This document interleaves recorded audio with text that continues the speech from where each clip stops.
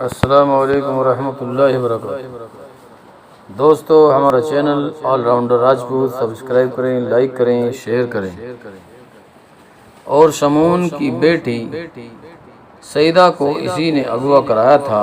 امام نے کہا، ہم نے لڑکی رہا کر لی ہے۔ امام نے چوگا اتارا، اندر کے کپڑے اتارے، لکڑی الگ کی اور رزد کے ایک سپاہی کے ہاتھ میں دے کر کہا کہ یہ تمام مجمع میں گھما لاؤ۔ امام نے لوگوں سے کہا کہ تیر اور خنجر اس لکڑی میں لگتے ہیں۔ تمام لوگوں نے یہ بھید دیکھ لیا تو انہیں آگے بلا کر کہا گیا کہ ہر جگہ گھومو اور ہر ایک چیز کو دیکھو۔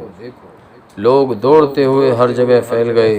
پردوں کے پیچھے ایک غار بنایا گیا تھا، وہاں رات کو ساجندے بیٹھ کر ساز سجایا کرتے تھے۔ ساز بجانے والے وہاں بیٹھا کرتے تھے اور ساز بجایا کرتے تھے۔ لوگ خیموں میں گئے تو وہاں شراب کی بدبو پھیلی ہوئی تھی۔ لوگ ہر جگہ گھوم پھر چکے تو انہیں ایک جگہ بٹھا کر بتایا گیا کہ یہ سب ڈھونگ کیا گیا تھا۔ امام نے معلوم کر لیا تھا کہ جسے اس نے رات کو زندہ کیا تھا وہ کون تھا۔ وہ اسی کے گروہ کا ایک آدمی تھا جو رسیوں سے باندھا ہوا قیدیوں میں بیٹھا تھا۔ اسے لوگوں کے سامنے کھڑا کیا گیا۔ ایک اور آدمی لوگوں کو دکھایا گیا جو رات کو بوڑھے کا بہروپ گھر بنا کر اس آدمی کا باپ بنا تھا۔ 4 تیر انداز بھی سامنے آ گئے جنہوں نے رات تیر چلائے تھے، وہ بھی اسی گروہ کے تھے۔ طرز تماتر ڈھونگ لوگوں کو دکھایا گیا۔ اسلام کے بیٹو، غور سے سنو۔ امام نے لوگوں سے کہا، یہ سب صلیب کے پجاری ہیں اور تمہارا ایمان خراب کرنے آئے ہیں۔ تم جانتے ہو کہ کوئی انسان کو زندہ نہیں کر سکتا، خود خدا کسی مرے ہوئے کو زندہ نہیں کرتا، کیونکہ خدا جل و جلال اپنے بنائے ہوئے قانون کا پابند ہے۔ اس کی ذات واحد لا شریک ہے، اس کا بیٹا کوئی نہیں۔ یہ صلیبی اسلام کی آواز کو دبانے کے لیے یہ ہتھ کنڈے استعمال کر رہے تھے۔ یہ باطل کے پجاری تمہارے ایمان اور جذبے سے اور تمہاری تلوار سے ڈرتے ہیں، تمہارا مقابلہ میدان میں نہیں کر سکتے، اس لیے یہ دلکش طریقے اختیار کر کے تمہارے دلوں میں وہم اور وسوسے ڈال رہے ہیں تاکہ تم اسلام کے تحفظ کے لیے صلیب کے تلوار کے خلاف نہ اٹھا سکو۔ اسی مصر میں فرعون نے اپنے آپ کو خدا کہا تھا۔ حضرت موسیٰ علیہ السلام نے اس کی خدائی کی دریائے نیل میں ڈبو دیا تھا۔ اپنی عظمت کو پہچانو میرے دوستو، اپنے دشمنوں کی بھی اچھی طرح پہچان لو۔ لوگ جو سب کے سب مسلمان تھے مستعال ہو گئے، وہ چونکہ پسماندہ اور علم میں بے شہرہ تھے اس لیے انتہا پسند تھے۔ انہوں نے گناہگار انسان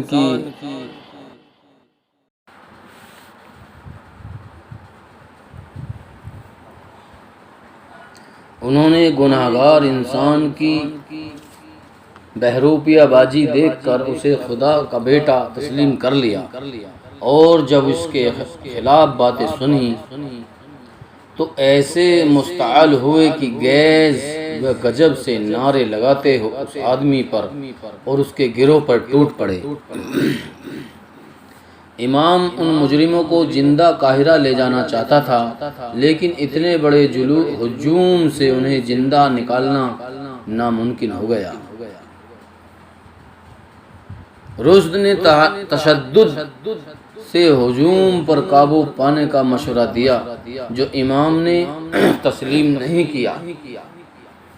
اس نے کہا کہ تمہاری تلواروں سے یہ سیدھے سادے مسلمان کٹ جائیں گے، انہیں اپنے ہاتھوں ان لوگوں کو ہلاک کرنے دو تاکہ انہیں یقین ہو جائے کہ جس نے خدا کا ایلچی اور بیٹا ہونے کا دعویٰ کیا وہ کیا ہے؟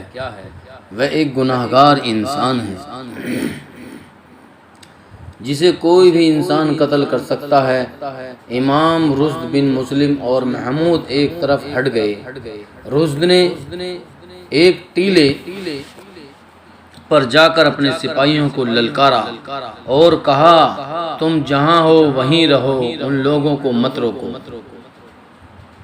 تھوڑی ہی دیر بعد وہاں امام محمود رشد بن مسلم اور اس کے دستے کے سپاہی رہ گئے۔ تمام ہجوم غائب ہو چکا تھا۔ رات جہاں بہروپیے دکھائے گئے تھے وہاں بہروپیہ باز اور اس کے گروہ کی لاشیں پڑی تھیں۔ لڑکیوں کو بھی قتل کر دیا گیا تھا، کوئی لاش پہچانی نہیں جاتی تھی، سب کیما ہو چکی تھی۔ لوگ خیمے، پردے اور تمام تر سامان لوٹ لے گئے تھے۔ مجرم گروہ کے اونٹ بھی لوگ کھول لے گئے اور رشد کے دستے کے 9 گھوڑے لاپتہ ہو گئے۔ ان کے سوار پیادہ تھے اور گھوڑوں سے دور۔ لوگوں کو معلوم نہیں تھا کہ اپنی فوج کے گھوڑے ہیں، یوں لگتا تھا جیسے آندھی آئی ہے اور سب کو اپنے ساتھ اڑا لے گئی ہے۔ ہمیں اب قاہرہ چلنا پڑے گا، امام نے رشد اور محمود سے کہا۔ یہ واقعہ حکومت کے سامنے رکھنا ہوگا۔ ان چند ہی دنوں میں صلاح الدین ایوبی نے جو احکام نافذ کیے اور جو اقدام کیے وہ انقلابی تھے، اتنے انقلابی کہ اس کے قریبی دوست اور مرید بھی چونک اٹھے۔ اس نے سب سے پہلے ان افسروں کے گھروں پر چھاپے مروائے اور تلاشی لی جو علی بن سفیان اور غیاث بلبس کی مصطبہ فہرست میں تھے۔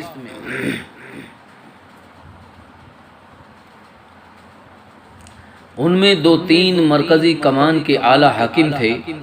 ان کے گھروں سے زر و جواہرات، دولت اور بڑی خوبصورت غیر ملکی لڑکیاں برآمد ہوئیں۔ بعض کے گھروں میں ایسے مظالم تھے جو سوڈانی تجربے کار جاسوس تھے، اور بھی کئی ایک ثبوت ملے۔ ان سب کو سلطان صلاح الدین ایوبی نے عہدے اور رتبے کا لحاظ کیے بغیر غیر معینہ مدت کے لیے قید خانے میں ڈال دیا کہ ان کے ساتھ اخلاقی مجرموں جیسے سلوک کیا جائے۔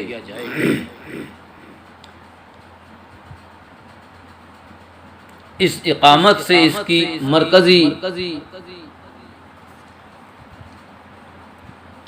کمان اور مجلس مشورات کی چند ایک اہم آشامیاں خالی ہو گئیں۔ اس نے ذرا بھر پرواہ نہ کی۔ سلطان صلاح الدین ایوبی نے دوسرا حملہ اس گروہ پر کیا جو اپنے آپ کو مذہب کا اجازت دار بنائے ہوا تھا۔ سلطان صلاح الدین ایوبی کو مشیروں نے خلوص نیت سے مشورہ دیا کہ مذہب ایک نازک معاملہ ہے، لوگ مسجدوں میں اماموں کے مرید ہیں، رائے عامہ خلاف ہو جائے گی۔ سلطان صلاح الدین ایوبی نے پوچھا اس میں کتنے ہیں جو مذہب کی روح کو سمجھتے ہیں؟ لوگ ان کے مرید صرف اس لیے بن گئے ہیں کہ ان کی ساری کوششیں اسی پر مرکوز ہیں کہ لوگ ان کے مرید بن جائیں۔ میں جانتا ہوں یہ امام اپنی عظمت قائم کرنے کے لیے لوگوں کو اصل مذہب سے بے سہرا رکھتے ہیں۔ قوم کی بہترین درسگاہ مسجد ہے۔ مسجد کی 4 دیواری میں بٹھا کر کسی کے کان میں ڈالی ہوئی کوئی بات روح تک اتر جاتی ہے۔ یہ مسجد کا تشدد کا اثر تھا۔ اشر ہے مگر یہاں مسجد کا غلط استعمال ہو رہا ہے۔ مسجدوں میں امام پیر اور مرشد بنتے جا رہے ہیں۔ اگر میں نے مسجدوں میں باعمل عالم نہ رکھے تو کچھ عرصے بعد لوگ اماموں، پیروں اور مرشدوں کی پرستش کرنے لگیں گے۔ یہ وہ بے علم اور بے عمل اپنے آپ کو خدا اور اس کے بندوں کے درمیان رابطے کا ذریعہ بنا لیں گے اور اسلام کے زوال کا باعث بنیں گے۔ سلطان صلاح الدین ایوبی نے اپنے ایک مفکر اور باعمل انسان عالم جین الدین علی بن نواج الوائز کو مشورے کے لیے بلایا۔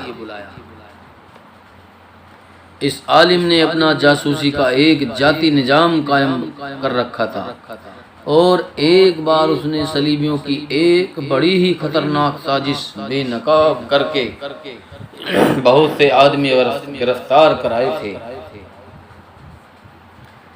وہ مذہب کو اور مذہب میں جو تقریب کاری ہو رہی ہے اسے بہت اچھی طرح سمجھتا تھا۔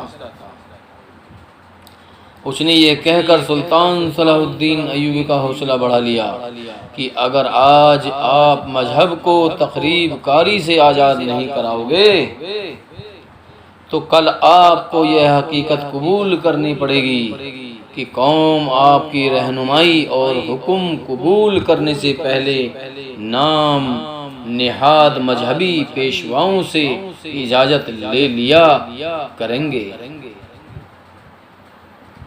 اس وقت تک سلیم مسلمانوں میں مذہبی نظریات میں توہم پرستی اور رسم و رواج کی ملاوٹ کر چکے ہیں۔ سلطان صلاح الدین ایوبی نے فوری طور پر تحریری حکم نافذ کرا دیا کہ جین الدین علی بن نجاول وائز کی زیر نگرانی ملک کی تمام مسجدوں کے اماموں کے علمی اور مشاورتی جانچ پڑتال ہوگی اور نئے امام مقرر کیے جائیں گے۔ نئے اماموں کی تقرر کے لیے سلطان صلاح الدین ایوبی نے جو شرائط لکھی ان میں امام کے عالم ہونے کے علاوہ فوجی یا سابق فوجی یا عسکری تربیات ہونا ضروری قرار دے دیا۔ سلطان صلاح الدین ایوبی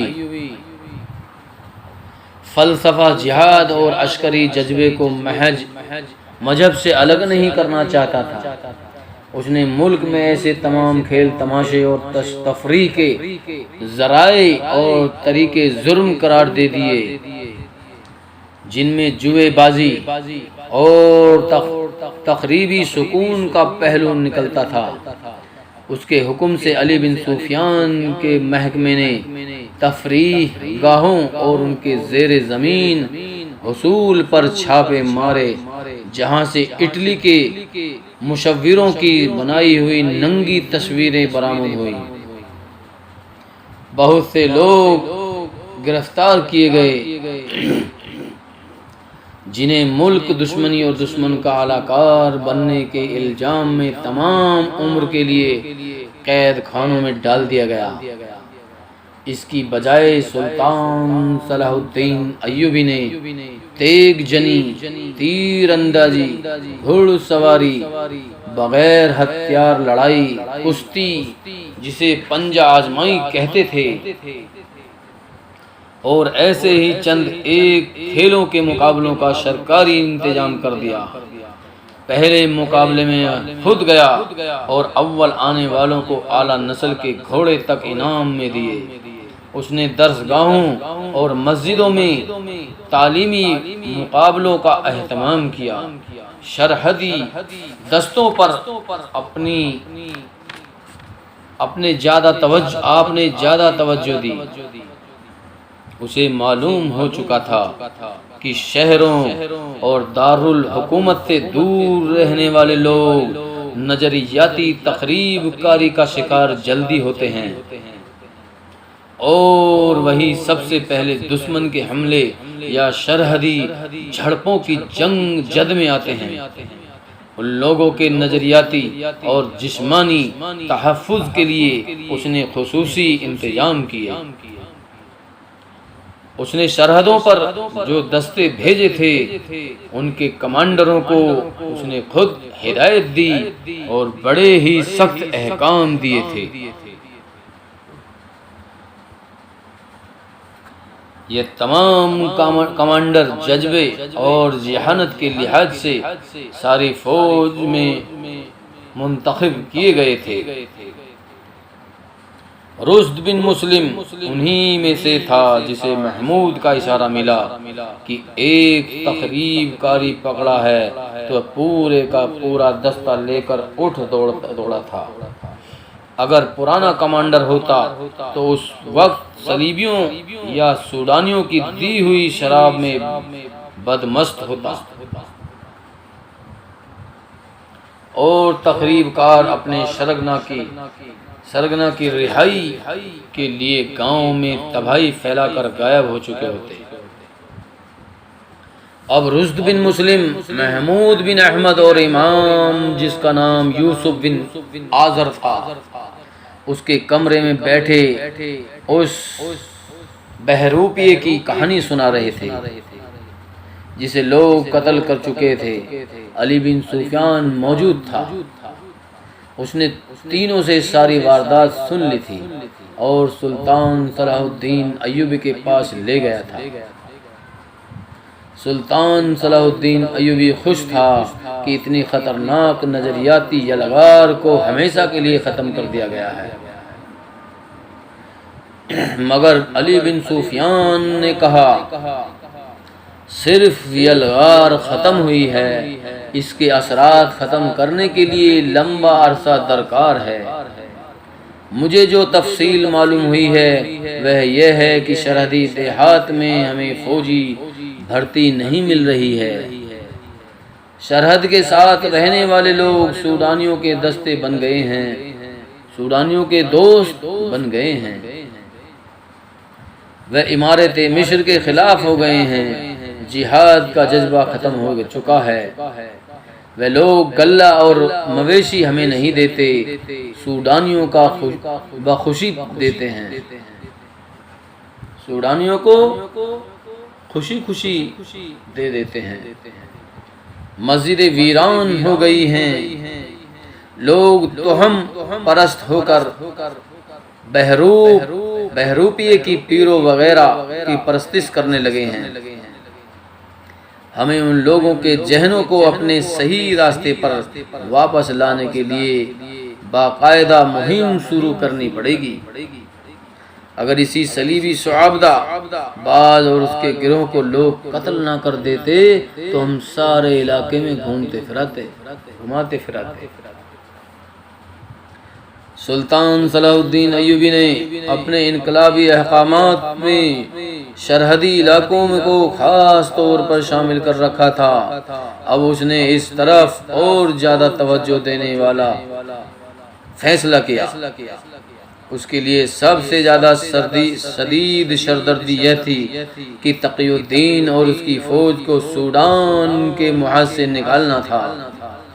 قاہرہ پہنچتے ہی وہ منصوبہ بندی میں مصروف ہو گیا تھا، راتوں کو سوتا بھی نہیں تھا۔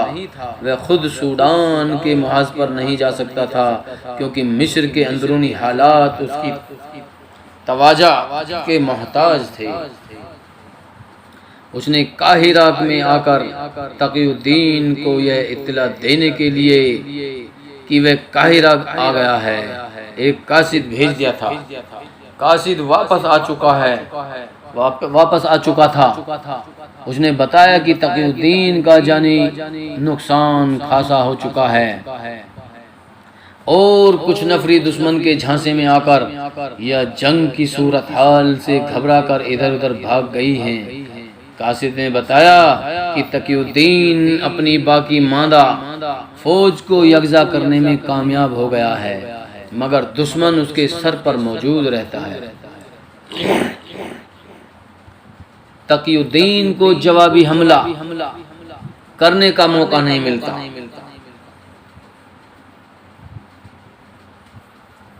اسے اتنی سی مدد کی ضرورت ہے کہ دشمن پر حملہ کرنے کے لیے چند دستے مل جائیں تاکہ وہ اپنی فوج کو واپس لا سکے۔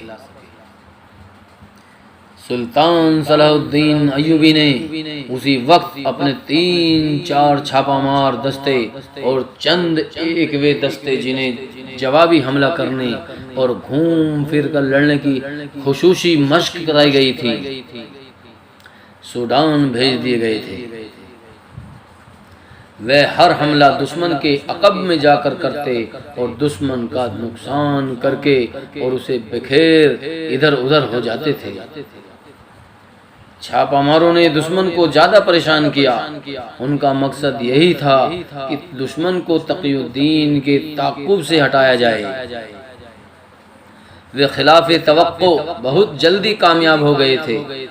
ان کی اہلیت اور شجاعت کے علاوہ ان کی کامیابی کی وجہ یہ بھی تھی کہ دشمن کی فوج تھکی ہوئی تھی اور صحرا بڑا ہی دشوار اور گرم تھا۔ گھوڑے اور اونٹ جواب دے رہے تھے۔ سوڈان کا حملہ بری طرح ناکام ہوا۔ کامیابی صرف یہ ہوئی کہ تقی الدین کو اس کی مرکزی کمان کے سالاروں وغیرہ اور دستوں کو اور بچی کچی فوج کو ایسی تباہی سے بچا لیا گیا جو ان کی قسمت میں لکھ دی گئی تھی۔ تقی الدین جب مصر کی سرحد میں داخل ہوا تو اسے پتہ چلا کہ وہ سوڈان میں آدھی فوج جائے کر آیا ہے۔ ادھر کرگ جل رہا تھا۔ نور الدین جنگی کے کاریگروں نے ضرورت کے مطابق دور مار منجیقیں بنا لی تھیں جن سے قلعے کے اندر پتھر کم اور آگ زیادہ پھینکی جا رہی تھی۔ سلطان صلاح الدین ایوبی کے اندر ایک ہدف بتا آیا تھا۔ ان میں رسد کا ذخیرہ بھی تھا۔ آگ کے پہلے گولے قلعے کی اس طرف پھینکے گئے جس طرف سے شرحد کا ذخیرہ ذرا قریب تھا۔ خوش قسمتی سے گولے ٹھکانے پر گئے۔ اندر سے سولے جو اٹھے انہوں نے جنگی کی فوج کا حوصلہ بڑھا دیا۔ مسلمانوں نے دور مار تیر کمان بھی تیار کر لیے تھے۔ انہیں استعمال کرنے کے لیے غیر معمولی طاقتور سپاہی استعمال کیے جا رہے تھے، لیکن 8-10 تیر پھینک کر سپاہی بے حال ہو جاتا تھا۔ جنگی نے ایک اور دلیرانہ کارروائی کی۔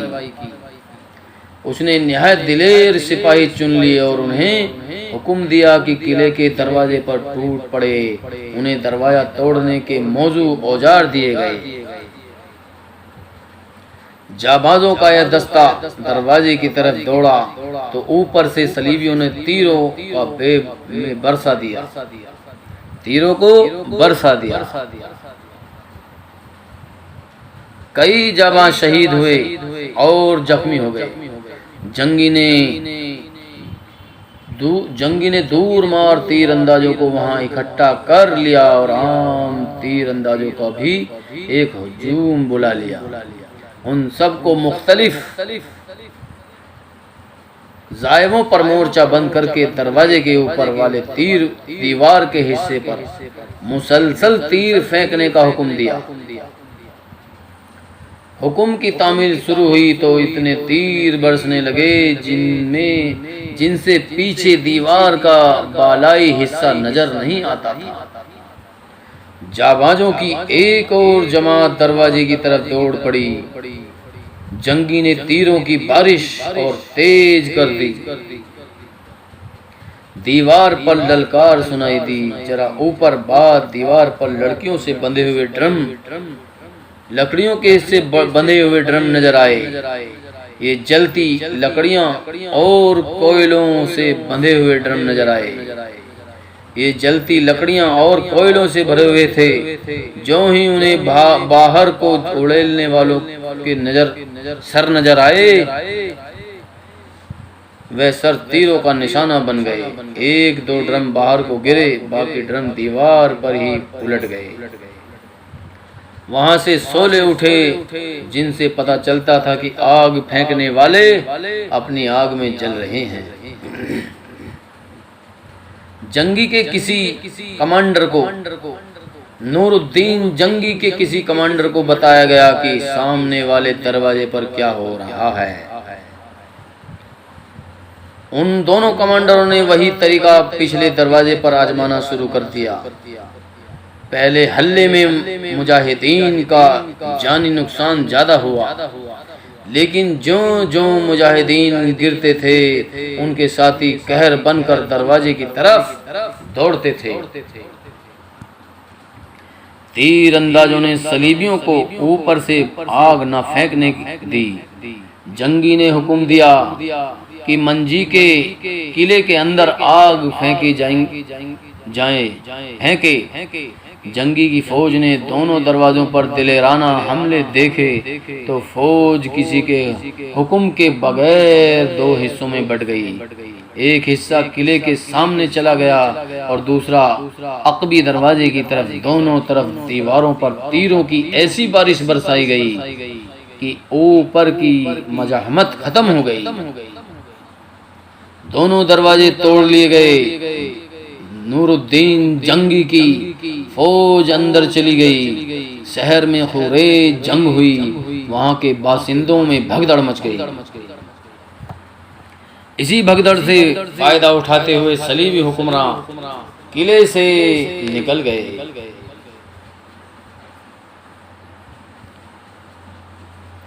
شہر شام تک صلیبی فوج نے ہتھیار ڈال دیے۔ جنگی نے قیدی مسلمانوں کو کھلے اور بند قید خانوں سے نکالا۔ پھر صلیبی حکمرانوں کو سارے شہر میں تلاش کیا مگر کوئی ایک بھی نہ ملا۔ یہ 1173 کی آخری سمائی تھی جب کرک کا مضبوط قلعہ سر کر لیا گیا اور بیت المقدس پر نظر آنے لگا۔ دوستو، ہمارا channel all rounder Rajput subscribe کریں، لائک کریں، شیئر کریں۔